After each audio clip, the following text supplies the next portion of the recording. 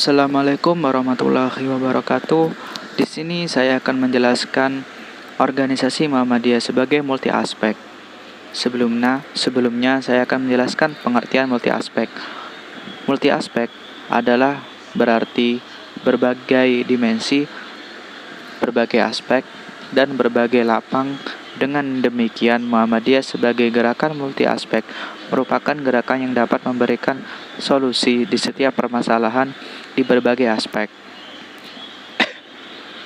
Contoh pengimplementasian Muhammadiyah sebagai gerakan multi aspek adalah yang pertama di sektor pendidikan.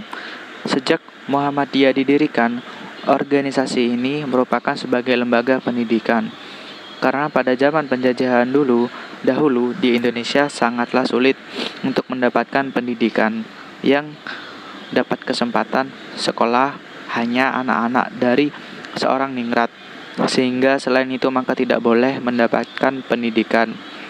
Sehingga saat itu banyak masyarakat yang terlantar hingga pada akhirnya Kiai Haji Ahmad Dahlan mendirikan sekolah di rumahnya untuk masyarakat yang tidak mendapatkan kesempatan pendidikan di sekolah formal.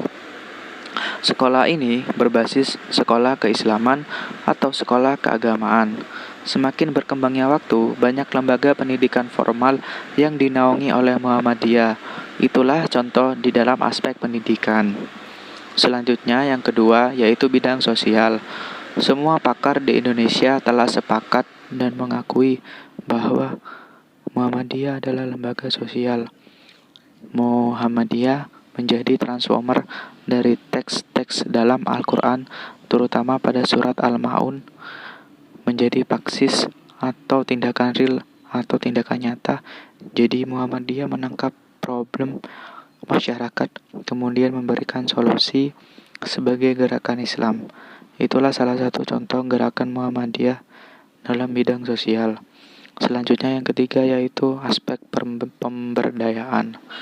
Muhammadiyah berusaha meningkatkan kualitas masyarakat, terutama warga internal Muhammadiyah, agar dapat meningkatkan kualitas hidupnya dengan cara memberi pengarahan, pembimbingan, dan juga bantuan yang tidak berbunga, sehingga warga internal Muhammadiyah dapat berkembang pola hidupnya. Yang keempat yaitu aspek emansipasi wanita. Pada tahun 1917, Muhammadiyah mendirikan organisasi internal yang berdiri sendiri, namun masih dalam naungan Muhammadiyah, yang awalnya diberi nama Sopo Tresno, sehingga organisasi ini terus berkembang hingga kini berubah namanya menjadi Aisyah. Muhammadiyah juga menjadi pelopor Kongres Wanita pertama di Indonesia.